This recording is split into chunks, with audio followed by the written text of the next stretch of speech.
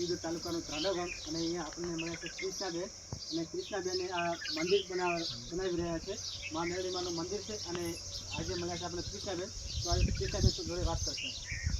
જય માતાજી મિત્રો. તો આજે અમારા ભાઈ આવી ગયા છે ઇન્ટરવ્યૂ લેવા માટે અને આ છે અમારા પ્રતાપ મોમા વગડપુરાથી. તો બંને સાથે મળીને ઇન્ટરવ્યૂ લેવા આવ્યા છે મારું અને મેલડી માના મંદિરના વિડીયો જોયા હતા તો આવ્યા છે. તો એમ મને ખૂબ જ આનંદ થયો કે મારા ઘરે આવ્યા છે ને માતાજીના દર્શન કરવા પણ આવ્યા છે અને હવે આ મંદિરનું આયોજન આપણે લીધું છે તો પૂરું પાડવાનું છે. તો આ કેટલા સમયથી તમે આ સોશિયલ મીડિયામાં છો અને આ જે મેરડીમાનું મંદિર બનાવી રહ્યા છો તો આ તમને પ્રેરણા ક્યાંથી મળી?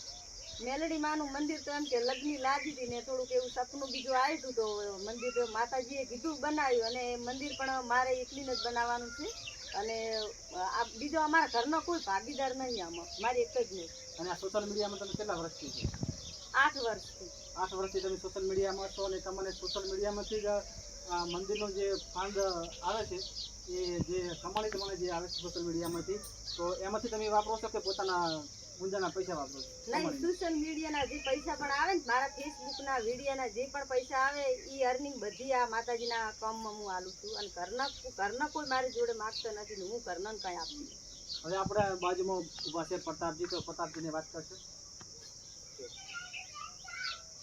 હા, કૃષ્ણાબેન ને અમે ઘરે આવી ગયા ઢાંડાવ ગામે અને થોડુંક ભજન વિશે થોડુંક અમને અમારા પ્રતાપ મોમો આવી ગયા છે એટલે પ્રતાપ મોમો માટે ગાવું હોય તારે મેલડીમાં વિશે ગાવું હોય તારે હે આટલો સંદેશો મારી મેલડી માની કેજો, આટલો સંદેશો મારી મેલડી માની કેજો, જન્મ જન્મ ભેળા રે જોરે, જન્મ જન્મ ભેળા રે જોરે, આટલો સંદેશો મારી મેલડી માને કેજો.